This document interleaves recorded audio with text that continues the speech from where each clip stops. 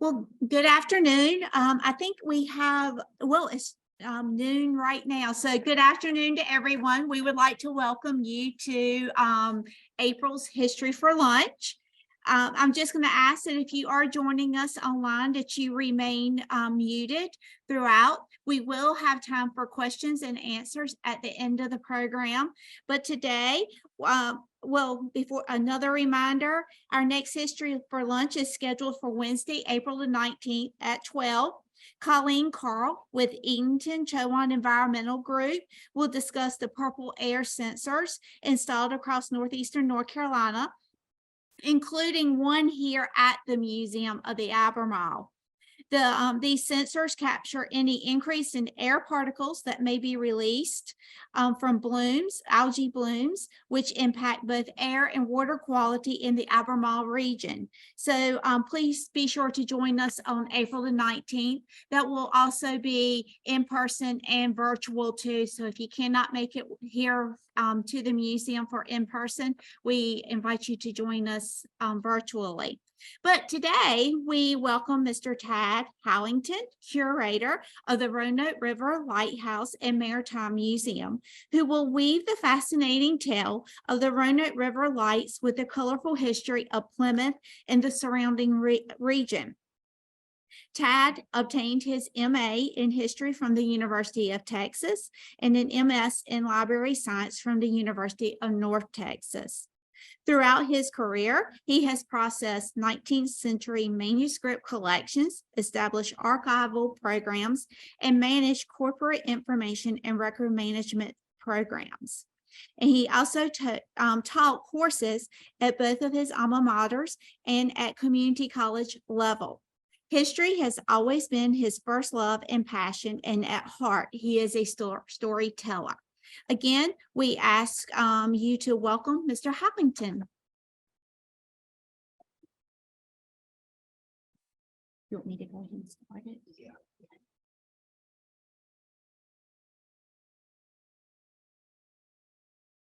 Thank you, and thank you for coming today. I'm catching up with the technology here. I'm just Perfect.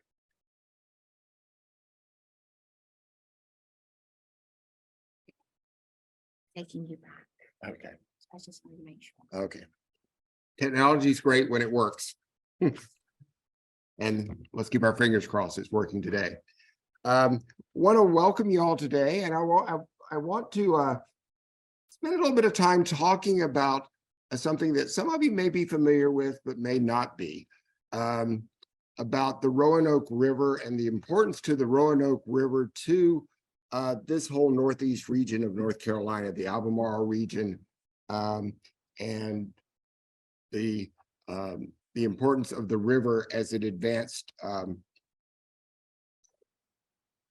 the commerce and the settlement of this region, but also kind of tell the story of the different Roanoke River lights, the lightship and the 3 lighthouses that stood at the mouth of the river as it empties into Bachelor Bay on the west end of the Albemarle Sound. And so that's what we're going to be talking about today. And the presentation that you'll see on the screen are basically bullet points so that I can be reminded of where I want to go. And so there's going to be lots of other stories that will be interspersed in with the bullet points here. And I'll be welcome at the very end of the presentation to answer any questions that you may have. And pardon my voice, pollen is still rampant in my yard. So we can't talk about the Roanoke River Lights without talking about how we got there, how we got to the point where we needed to have safe passage into the Roanoke River from points beyond, from Europe, from the Caribbean, and into the Albemarle region and into the Roanoke River Delta. So I want to talk a little bit about the history and the importance of the Roanoke River. First and foremost, it is the longest river in North Carolina. It starts out over in the western part of Virginia on the other side of Roanoke. Virginia, and it snakes its way down through Virginia into North Carolina, through the Roanoke Rapids and on down, and it empties into the Bachelor Bay area of the Albemarle Sound. It is also a very deep river. Plymouth is 7 miles upriver from the mouth of the river. And parts of that are 25, 30, 40 feet deep. And I've had several boaters recently come into the marina that is based there at the lighthouse who say their depth finders have seen depths of 60 feet. That is a very, very deep river. And along with that, the length of the river and the depth of the river, the amount of water that is flowing through the Roanoke River is pretty impressive. In fact, there's been estimates done where over 50% of the fresh water that gets dumped into the Albemarle Sound come from the Roanoke River. But also it's a very dangerous river. The undertow is extremely fast and it's very, very dangerous river. And the early indigenous settlers in that area understood that. There were times where it was called the River of Death, both because of its flooding, it flooded a lot, but also for the current that it had as well. The early settlements along the river, the indigenous people in this area can go back 10,000 years. The Lake Phelps area in Washington County, 9 to 10,000 years ago. Just outside of Plymouth, to the west side of Plymouth on Welch's Creek that empties into the Roanoke River.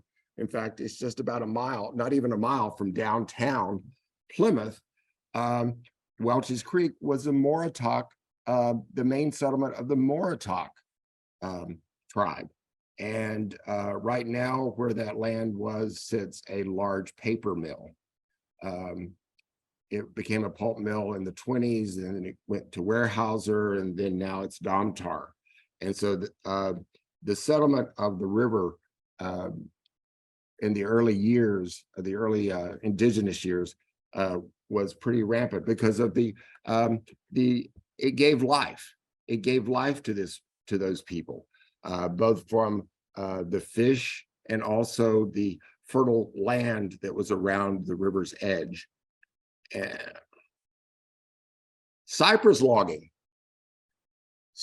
By 1680, there was cypress logging going on in this particular area. And also in Columbia along the Scuppernong River and in the Roanoke River, we have data showing that there was logging that was taking place, commercial outfits that were already in production there. By the late 1880s, a trading post was set up with the Moritok on Welch's Creek, just west of Plymouth. Very early. By 1735, a ferry that connected Kendrick's Creek on the Roanoke, it connected Kendrick's Creek with Edenton on the other side of the Sound. So this is very early things that were happening in this region, all because of the Roanoke River. And in 1740, Brick House Plantation, and I'm going to mention that again in just a few minutes, but Brick House Plantation in 1740 was mentioned on the chart of His Majesty's provinces in North Carolina. So by 1740, Brick House Plantation, which became Plymouth, was already significant enough to be listed on the King's chart of the province. The Albemarle region, as you can see on the map here, this is an early map of the region. The western end of the Albemarle Sound there is where the Roanoke River comes into. And you see all these other waterways, the Chowan, the Pasquotank, the Alligator, Scuppernong, all these rivers that empty into the Albemarle region. And the Albemarle region is the largest freshwater sound in the United States. Little piece of trivia, it didn't always used to be a freshwater sound. It used to be a saltwater sound until the early half of the 19th century, when a large series of storms closed off the Currituck Inlet, prohibiting that direct flow into the Atlantic. And so over the years, it has slowly been desalinating. Now, let's talk a little bit about Plymouth. The Roanoke River Lighthouse and Maritime Museum. We are based in downtown Plymouth. So I would be remiss if I didn't talk a little bit about Plymouth and its importance to the maritime growth in this particular region. In 1771, Plymouth landed, and this is a long time, a couple of decades before, well, almost 2 decades before Plymouth was actually founded. Plymouth Landing was referred to as a shipyard. There was a shipyard called Plymouth Landing in 1771. So if a shipyard was there, it was an important shipping port, and it did primarily forest commodities. When I'm talking about forest commodities, I'm talking about obviously wood, shingles, ship staves, tar, pitch, turpentine. Turpentine is a derivative of pine sap. And there were turpentine camps all around, there were a few turpentine camps around the Albemarle region. And I'll talk about those a little bit later. So by early 1770s, Plymouth was already a port of sorts, at least important to the maritime industry. Oops, I didn't mean to do that. Let's see, let me see if I can go back.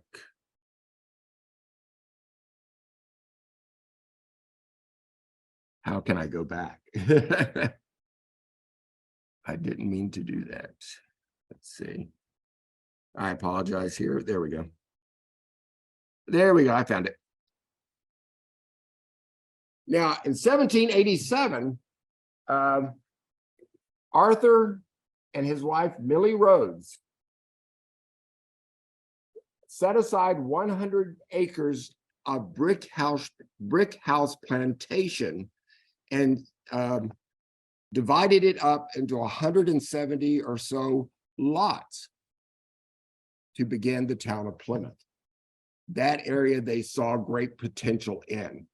However, they didn't sell very many lots. And by 3 years later, some trustees came together and they bought all those lots out for Plymouth. And so by 1787, Plymouth had actually started growing into a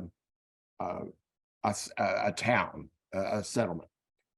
In 1790, the U.S. Congress designates Plymouth as a port of delivery, and the first customs house collector was appointed. So that tells us right there that Plymouth, even though it's only been started 3 years earlier as a town, was already important enough to have its own customs house. But Plymouth was not chartered as a town until 1807. Now, talk a little bit about the canals and what the canals did to how it kind of upturned things here in the Albemarle region when it comes to commerce. In 1805, the Dismal Swamp Canal was completed. Now, the Dismal Swamp Canal had been talked about for decades prior to that. There's some indication that even George Washington in 1760s proposed that some sort of canal would be built connecting the that would ultimately connect the Chesapeake with the Albemarle region. But it took years for that to happen. And so by 1805, the Dismal Swamp Canal was completed. However, it was not done. It was ready for navigation.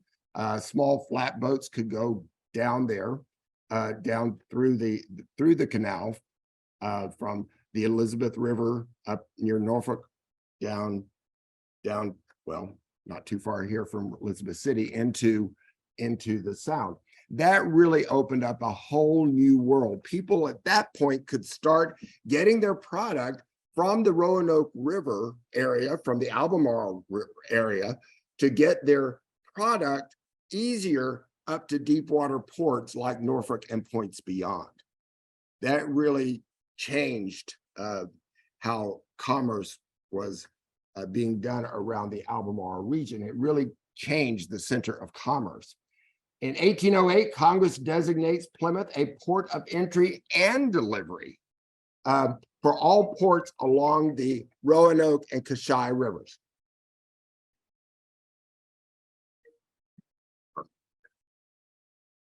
And the Cashai River, my phone is going crazy.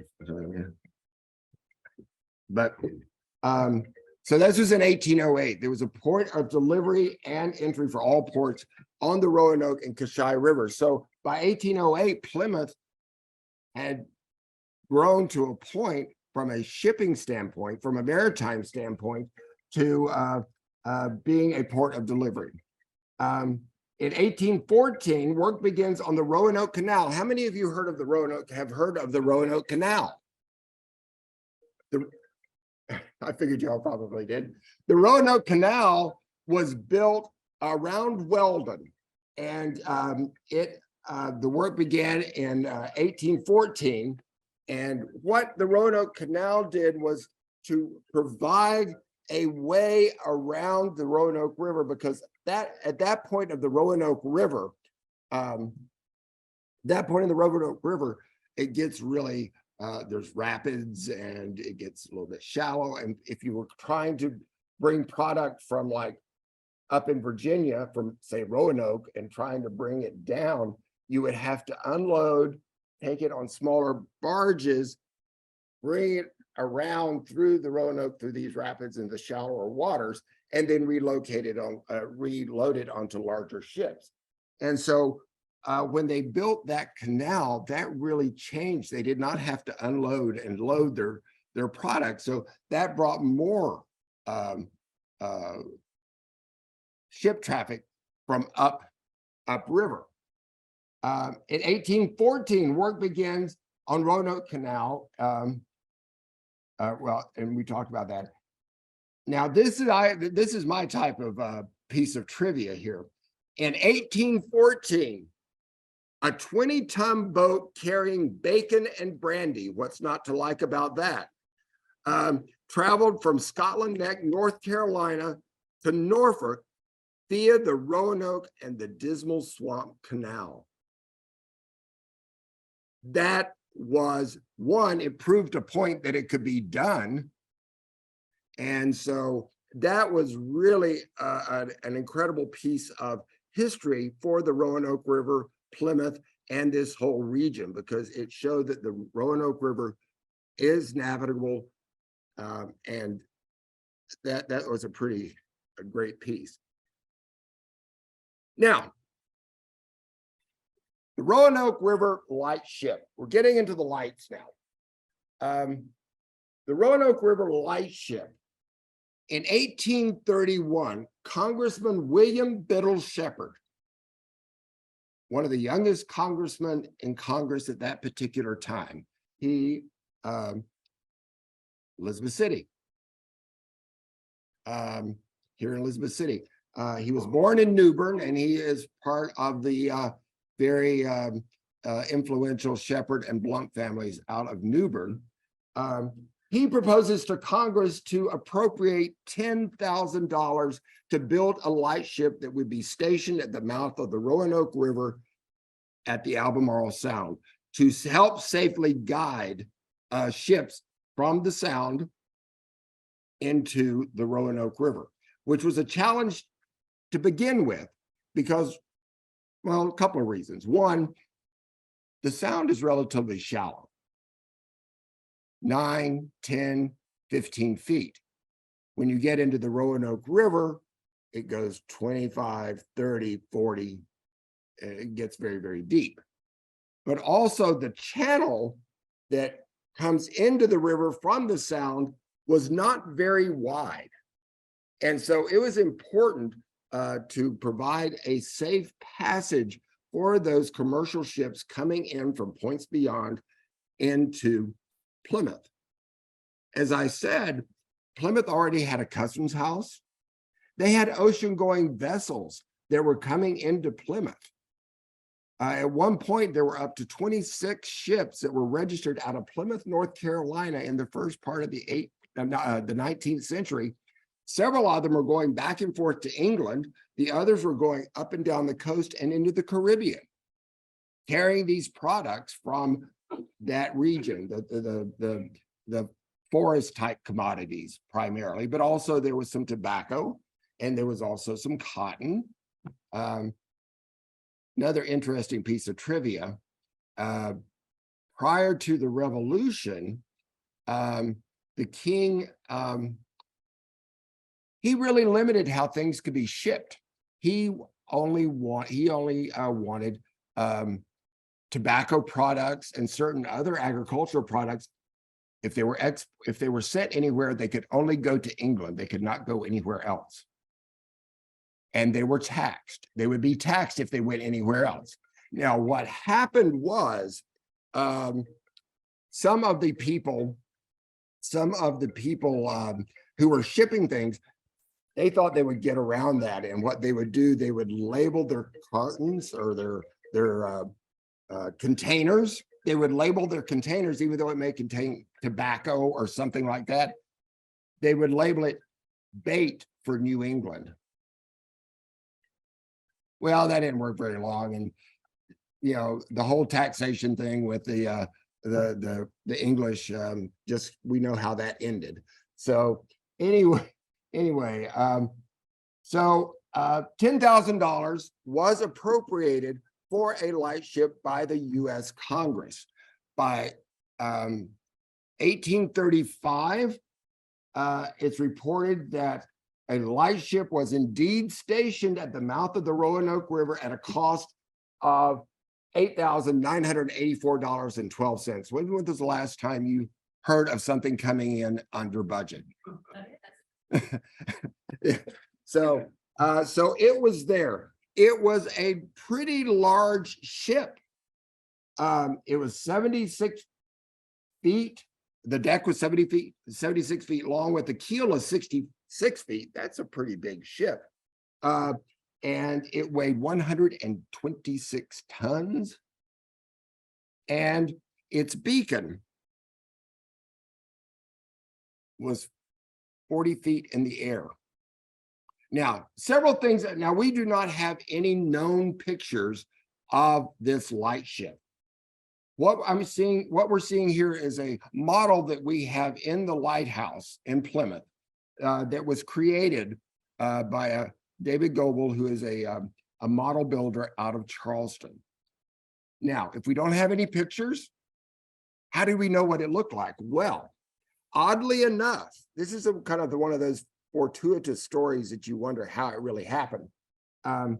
The original contract to build that ship from the 1830s, or a copy of the original contract, was discovered at Fort Fisher here in North Carolina. Now, how it got there, not really sure, but it's there. And so folks got a copy of that. They also talked to historians of the Coast Guard, who now manages and oversees the lighthouse, the historian, the chief historian of the Coast Guard. And they talked about what lightships probably looked like at that particular time. They looked at the contract, because the contract was very, very detailed of how this ship would be built. The type of wood, the colors, how the mast would be built, how the light, the beacon at the top would be lit. But some interesting things about this ship is one, it had no propulsion. it was basically had to be towed wherever it went. 6 men lived on that ship at pretty much all times. It did have masts that it could use, sails if it need be, to keep the bow facing into the wind, but primarily, no, it had no propulsion of its own. The light itself, it went up and down with a series of pulleys and blocks and things like that. It was made of copper, and it went up and down the mast there, and it was similar to kind of like how a guillotine functions. And it was whale oil. It was whale oil. Now, what is really interesting about the ship was the hull. The hull was encased in copper just above the waterline, which is really interesting. And so we had this model built. This model builder took that contract with all the specifications and also all the additional research that we had gathered by historians and contemporary accounts of what lightships look like. This is what he came up with, and it is a beautiful, beautiful model. And if you are in Plymouth, please stop by and see this beautiful piece of work. Like I said, maybe one day a picture will show up, but we do not know. Now, the lightship itself, it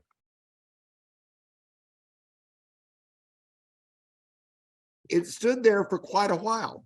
The reason lightships there were on land lighthouses that were built up and down the coast, and they were there. But lightships were very prominent. One, because they were cheaper to build initially. However, they were much more expensive to maintain because they were sitting out in the water, and they were aging. And so by 1857, some of these ships, including the one on the Roanoke River, was going to be requiring very extensive repairs that they really didn't want to do. And so there were talk as early as the late 50s, 1850s, of starting to build permanent lighthouses along the Albemarle and Pamlico areas. And they were going to do a screw pile type lighthouse. And I'll talk about screw pile in just a second. Another piece of trivia here. In 1861, however, a little thing happened in 1861 called the Civil War. The lightships were still out on the water, but after the war started, Plymouth was pretty much closed to trade due to a blockade or early in the war. However, the Confederate government ordered 131 beacons along the coastal waters to be either destroyed, removed, or turned off. They did not want to give the Union Navy any sort of advantage of navigating the waters of this particular region. So the lighthouse or the lightship was taken away. It was ordered to be taken away.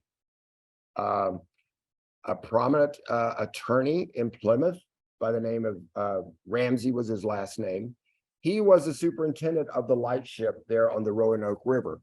He was asked to give an estimate to the Confederate Treasury of how much it would cost to remove the ship. He told them, and the ship was taken from the Roanoke 20 miles upriver to where Williamston is now, at a cost to the Confederate Treasury of a little over $10. And what happened to the ship then? Most likely it was scuttled by the Confederates. Scuttled meaning that they may have saved things that were like the light, like the beacon, some things like that. But they destroyed the ship, and the ship ended up in the Roanoke River, with the idea being that it would provide a hindrance to the Union Navy that was going up the river. So it was destroyed. So the Roanoke River was dark, as most all the other rivers in this area were dark during the Civil War, because there were no lights, there were no beacons. Trade and shipping was pretty limited at all, if it took place at all. The customs house obviously closed in Plymouth, because there was nothing that was coming in and out. And Plymouth was very interesting. Plymouth was pretty much devastated by the Civil War, as a lot of other areas were. It was very important because of the river. Whoever controlled Plymouth controlled the river. Whoever controlled the river controlled supply lines and commerce and everything else that came along with controlling a major thoroughfare here in the Albemarle region. And also, it would be a major thoroughfare into the interior of North Carolina. So it starts out as Confederate. By 1862, the Union took it. Major battle, first Battle of Plymouth.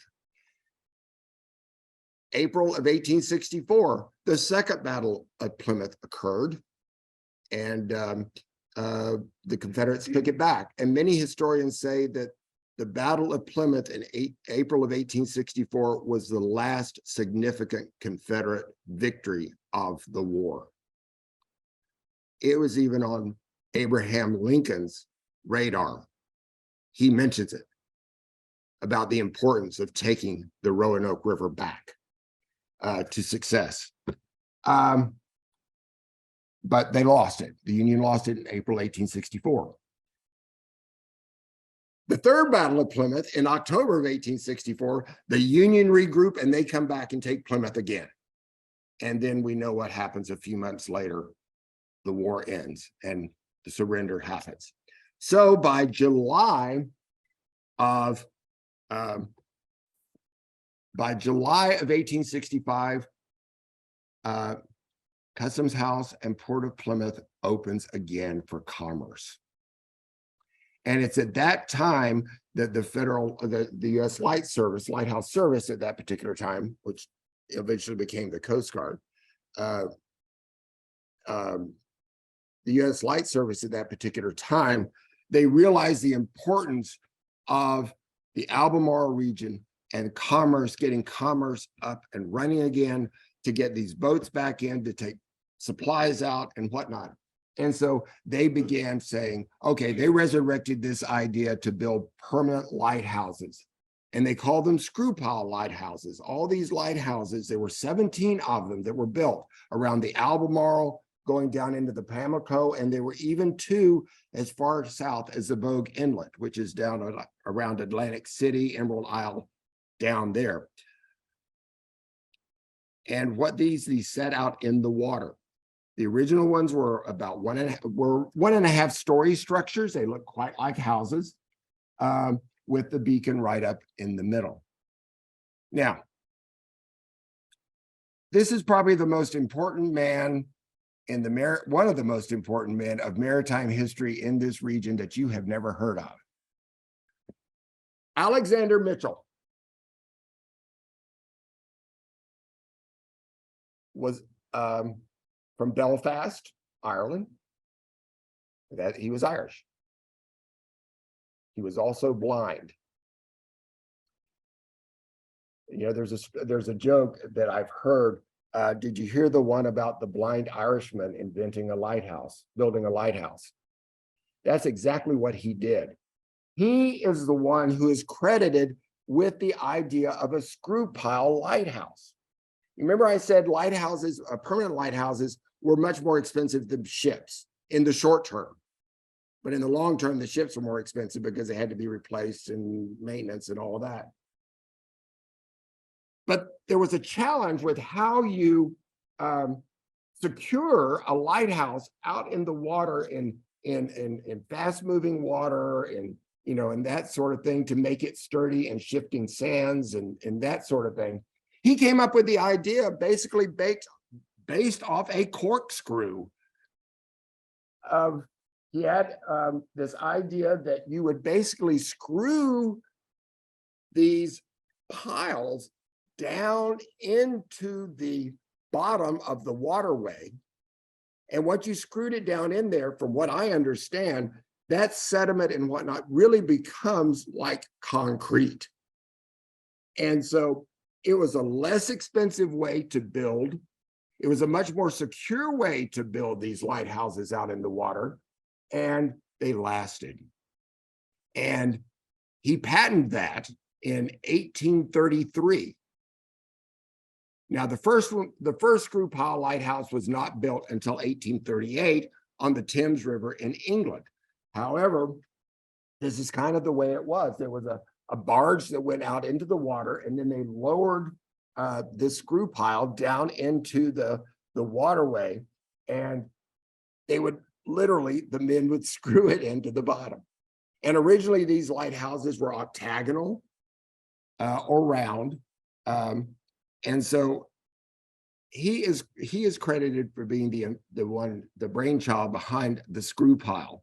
And that is what we're talking about here. All of these lighthouses, all 17 of them, and others all up and down the coast of these screw piles of these lighthouses that set out in the water.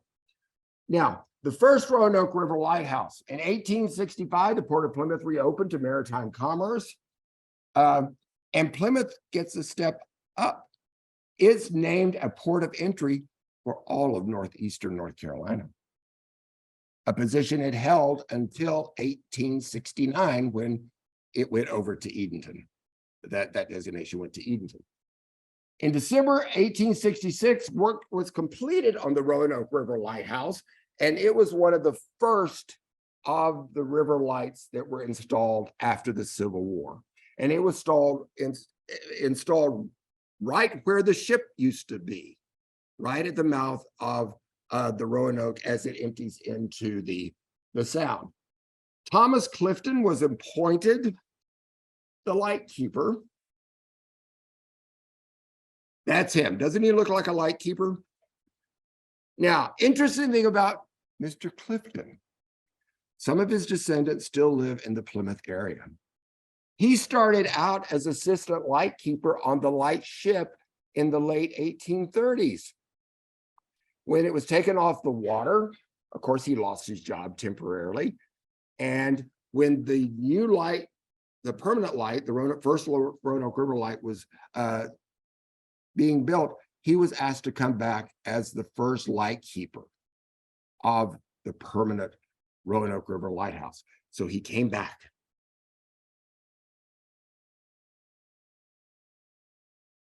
Now, the first one didn't last very long. It only lasted about 20 years.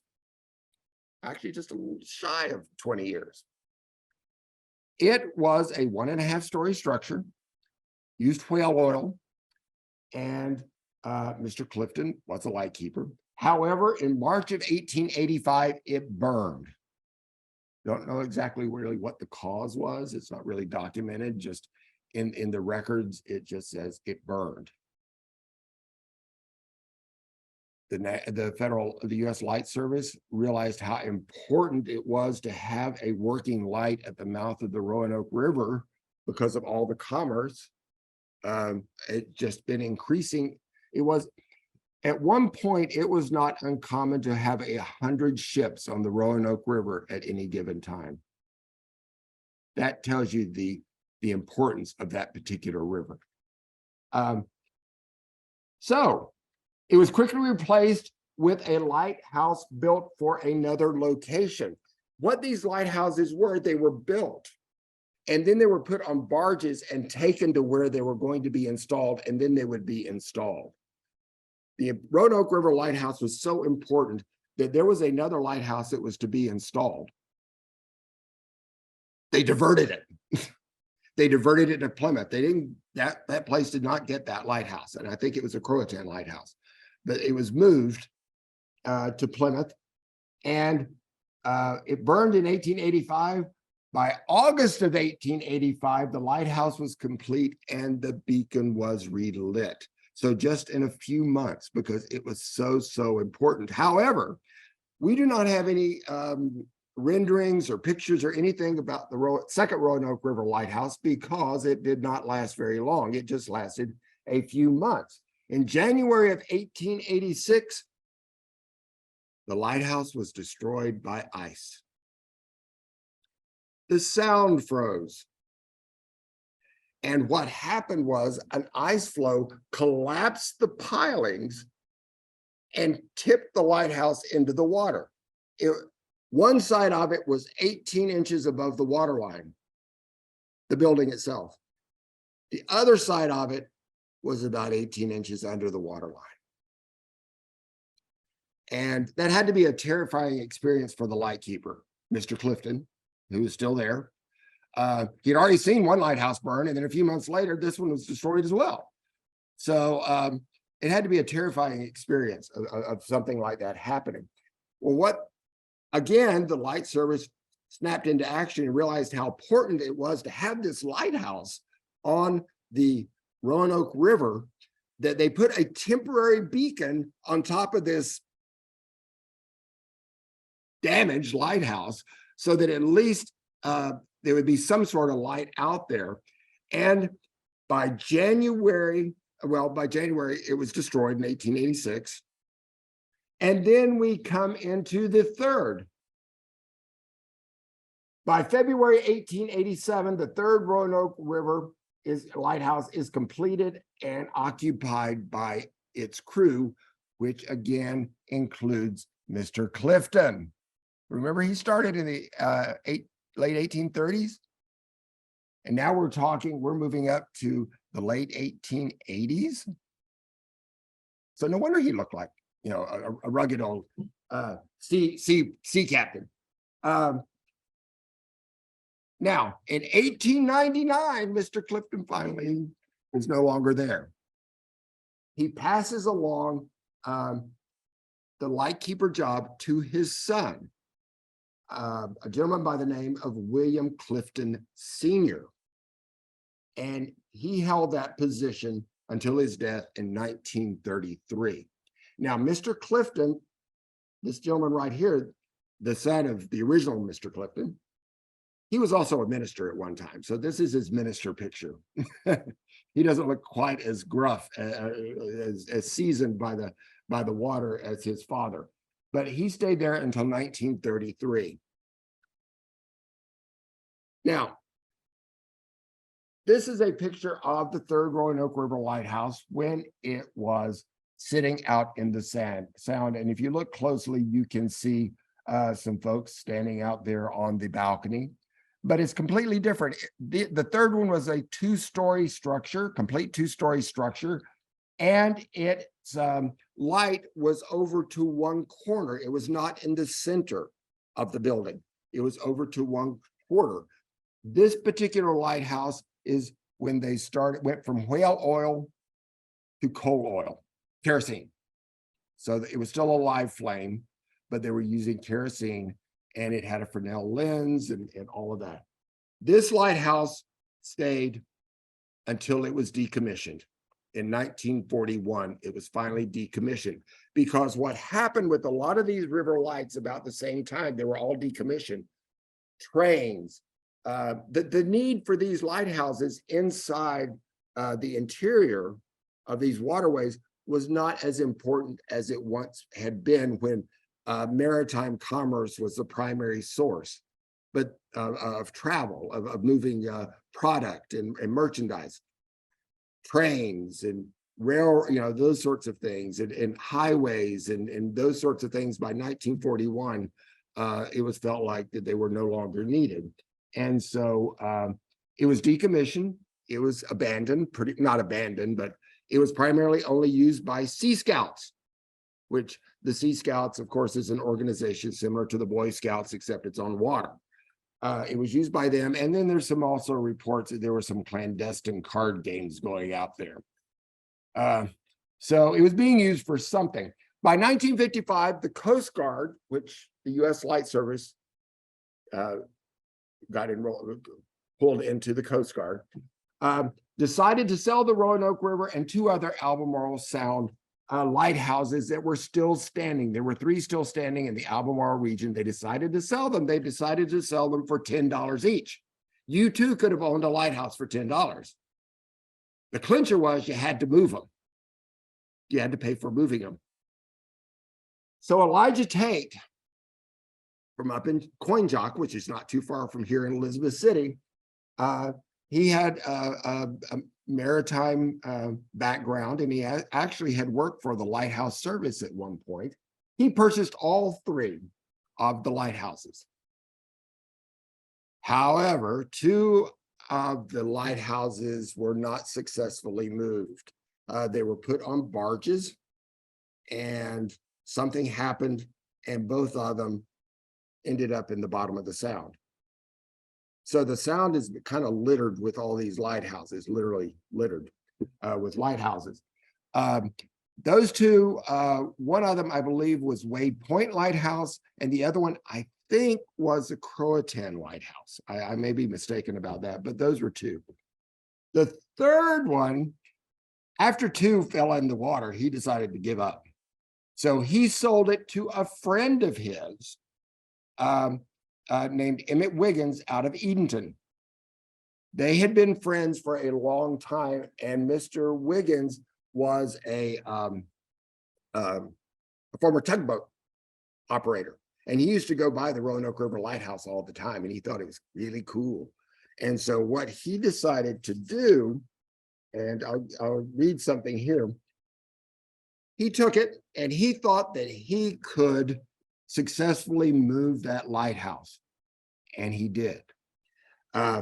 What he did, he also did some marine salvage work, and he had at his disposal a landing craft infantry, an LCI. What is that, you ask? That is a way they move heavy military equipment over water. He had access to one of those, and he used it as a barge. And he went over there, and I'll read. This is directly from Mr. Wiggins.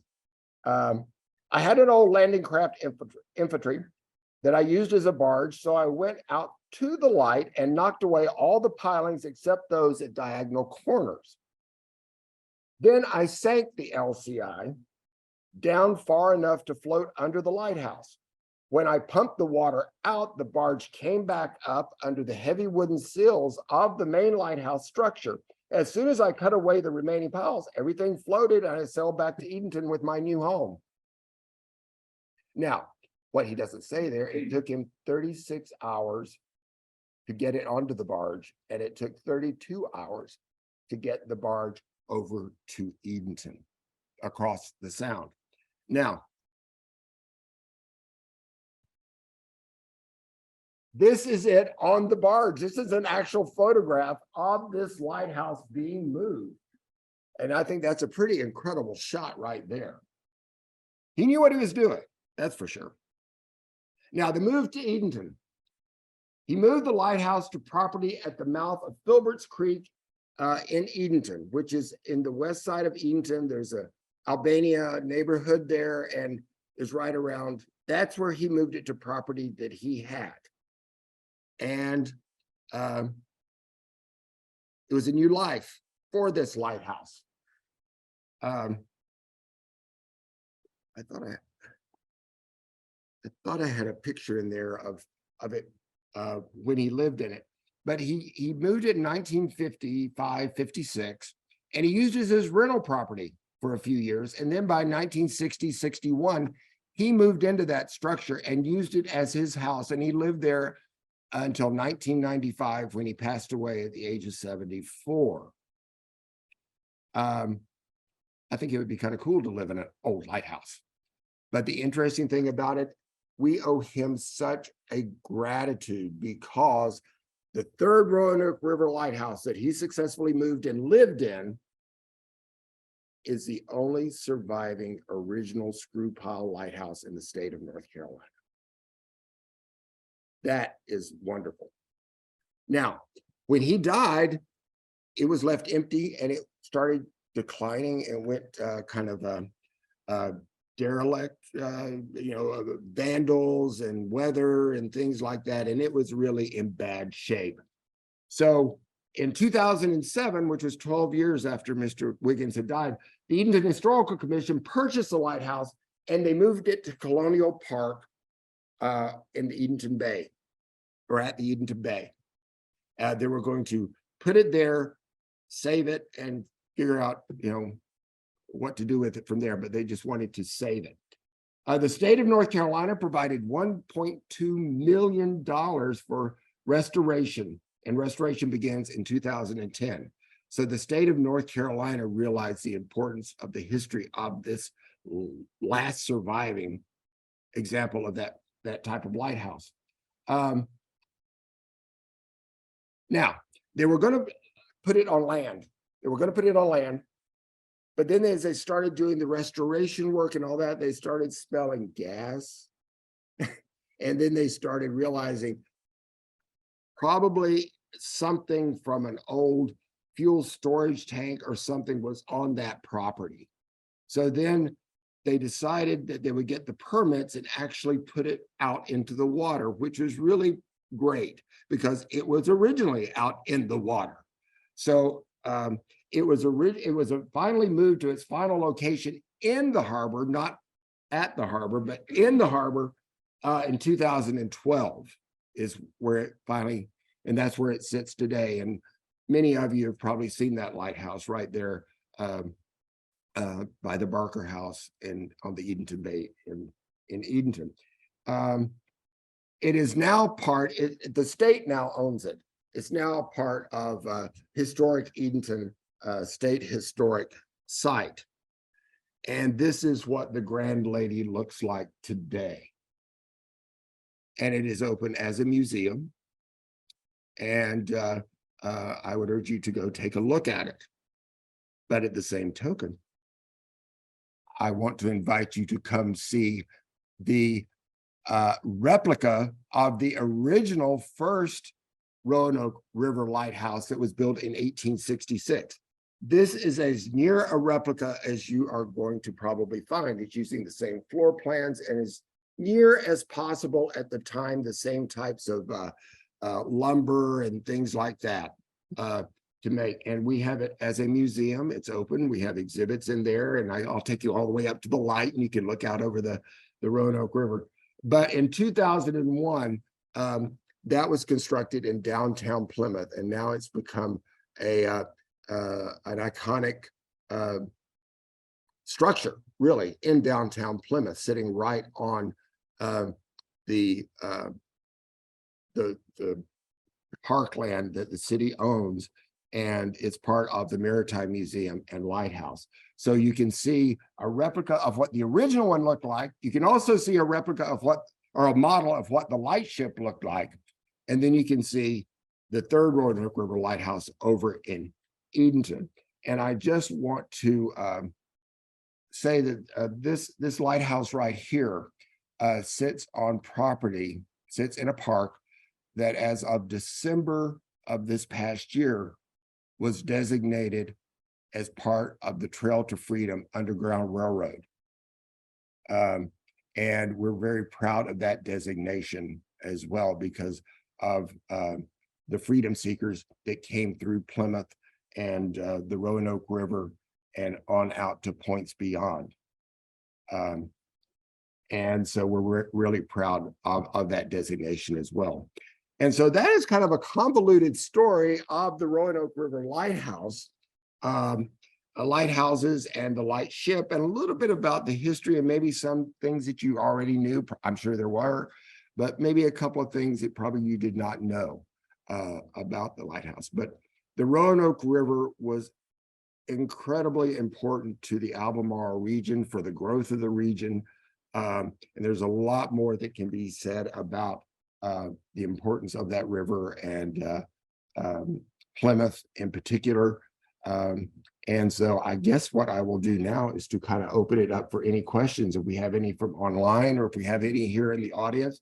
And if I don't know the answer, I will tell you that, and I will let you, and then I will let you know that I will get back to you what that answer will be after I find it. Yes. First, the piles. Yes. The original two were wood. Yes, they were. And there is one on this, well, it's not one from a lighthouse, but there is a type of one. If you've been to Edenton, to the Barker Center, the Welcome Center there on the bay, there is an example of a screw pile.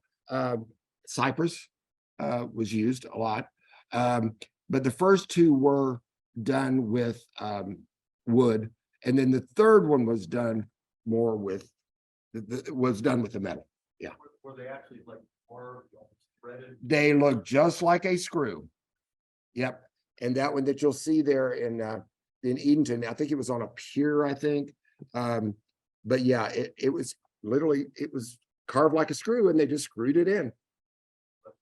Was the Roanoke River used as a shipping facility to float logs down? Yes, it was. And I didn't really touch on that because of time.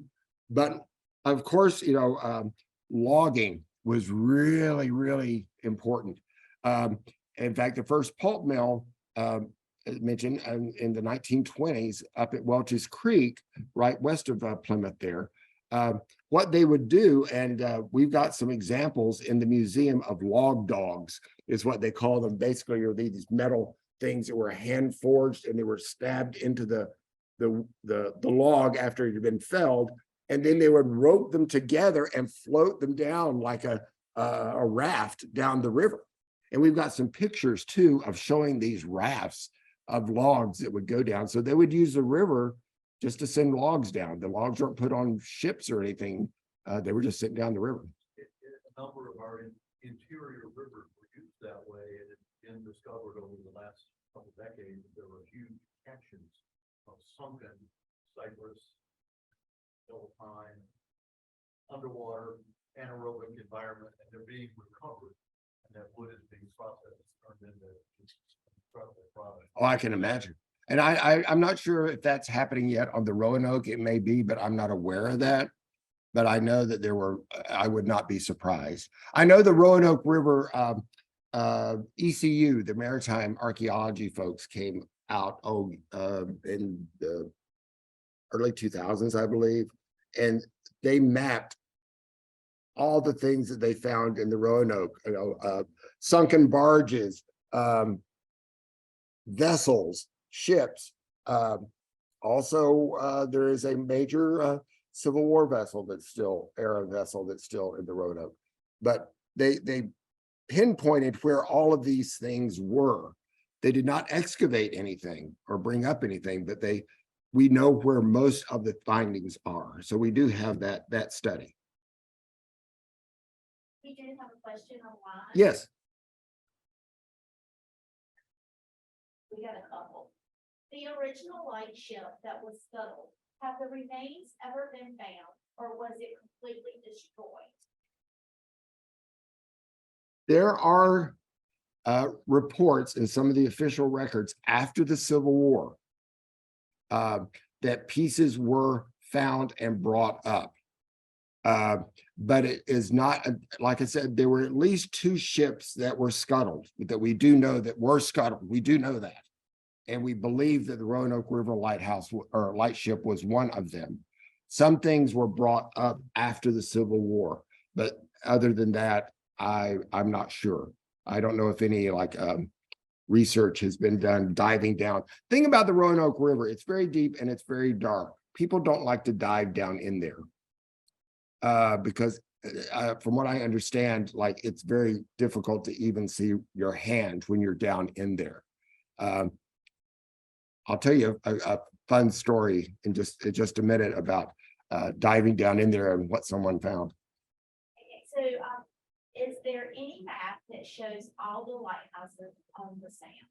Yes, we have one in the lighthouse. We have one showing where all the 17 river lights were, and also where I call them the grand ladies of the Outer Bank. Because when most people think of lighthouses, they think of the large ocean-facing lighthouses like Hatteras or Body Island or those. They think of those, but they don't think about the river lights. I call those the grand ladies out there. But the river lights were more important for the people of the interior areas because that was their day-to-day experience. That was their livelihoods was dependent upon those river lights. But we do have a map of the 17 river lights and the major ones on the Outer Banks as well. And our next comment, which is a comment, is from Carrie, who works here at the museum. MOA acquired a wooden screw pile tip last year. It will be displayed in Crafted from Wood exhibit, which opens in November of this year. That is wonderful. So, yeah. I would love to know if there's a provenance of where it possibly came from. I would love to know that. Yeah. Yeah, parts of it, yes. I honestly don't know. Does anyone know if it's still operable? Now, what happened with the Roanoke? I said that it flooded. The last time it flooded in downtown Plymouth, the downtown area, was 1940. It was a major flood. Then they started building dams. You know, the Car Lake, like Gaston, are formed on the Roanoke. And so, you know, now the navigation is, you know, you've got dams to contend with and all of that. But yeah, you can still see where the canal is. Now, whether it is operable, I honestly don't know. That's a good question. I do have one comment from Carrie. That screw pile tip came from Cromwell and Bridge, Carroll County. Oh, okay. And then I also have another question. What labor built the final lighthouse? What labor? Labor. I would have to defer. I honestly do not know on that one that was built in the 1880s. I honestly do not know. Now, the lighthouses were under the control of the U.S. Lighthouse Service. And as I said, they would be built elsewhere. The first two I know that were built in Baltimore, and then they were put on barges and brought down because that's where everything was centered at that particular time. The third one, I'm not so sure of what type of labor. That's all the questions we have on, so we'll leave it back to our guests. Okay. One other quick story about the Roanoke, and kind of like one of those pieces of history you don't hear about a lot. And the light wasn't important to these people. Moonshiners. And moonshine was really big in this part of North Carolina. We all know that. But in Prohibition, there was lots of moonshine going on in and around Plymouth.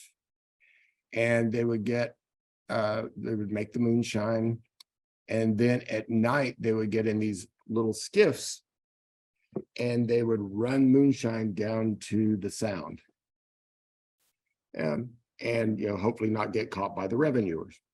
We know that at least one merchant in Plymouth, one merchant in Plymouth, who had a large grocery store, he would purchase extra sugar and leave it out at the back, because the back of his store fronted up against the river. He would leave sugar out there, and at night they would come and pick up the sugar and take it back and make their moonshine. There are folk tales that there's still abandoned stills around. I don't know. I've never seen one, and I've never actually talked to anybody who has actually seen one, but the stories are that they're out there. But fishing, obviously fishing, and that's a whole nother talk right there about the fishing along the Roanoke River. But there used to be fish houses right along in downtown Plymouth, right kind of where the lighthouse stands today, our replica lighthouse.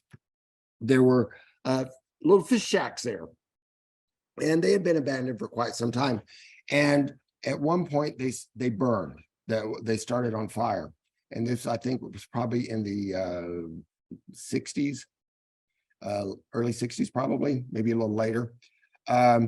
And the decision was made just to let them burn.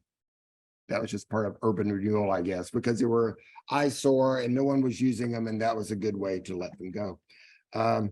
And so they burned. The fire department watched them burn and whatnot. And then the fire department was tasked with retrieving all the trash and all the debris out of the river. They would have to go down into the river to bring up all the trash and wood and debris. I got this one from a good source, a person who was there, that they brought up a couple of gallon jugs of sealed moonshine. So I never could get a straight answer of what happened to that moonshine. Probably, some DC-10 or something. It's probably fueled. I don't know. Any other questions? Wonderful presentation from the Outer Banks Lighthouse Society. Well, thank you for coming, Outer Banks Lighthouse Society. We are a proud member of the Outer Banks Lighthouse Society. Wonderful. Again, I would like to invite you to Plymouth if you have not been, and visit the Maritime Museum and also the lighthouse. I give tours of the lighthouse as well. Yes. Our hours, we are on a we run on a dime, and so we are open Wednesday through Saturday, 11 to 3. And also, if for a tour or a special event or something like that, we certainly can make arrangements if those times aren't convenient. Just give me a call. I live like 3 blocks away from there, so it's not that big a deal. And I love showing off. As you can tell, I get excited when I talk about the lighthouse. So I really enjoy showing it off and talking about the history. Thank you for coming out today. We were delighted to have you. Thank you. Great to be here.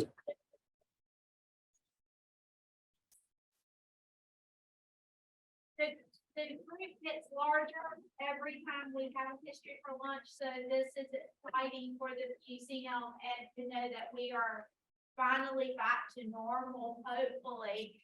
I want to also, we were talking about moonshine, but on May the 25th here at the museum, North Carolina has created a new trail, moonshine and motorsports racing.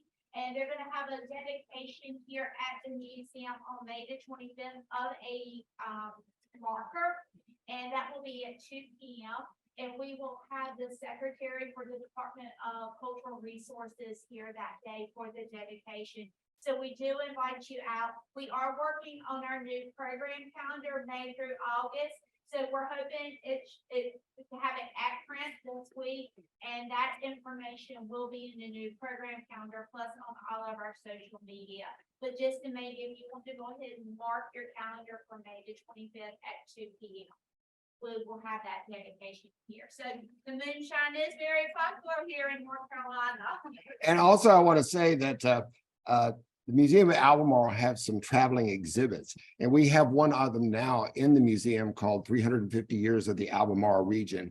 And it's like 6 panels, I believe, that we have. But you also have another one on moonshine that we want to definitely get. And we have a couple of moonshine storytellers in Plymouth that we're going to have a program at some point in the future. We don't know when yet, but we would love to get that exhibit and have a moonshine session down there. No samples. We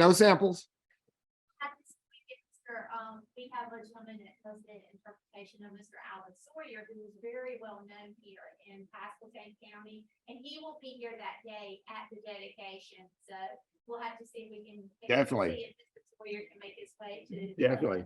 Plymouth. Well, thank you so much.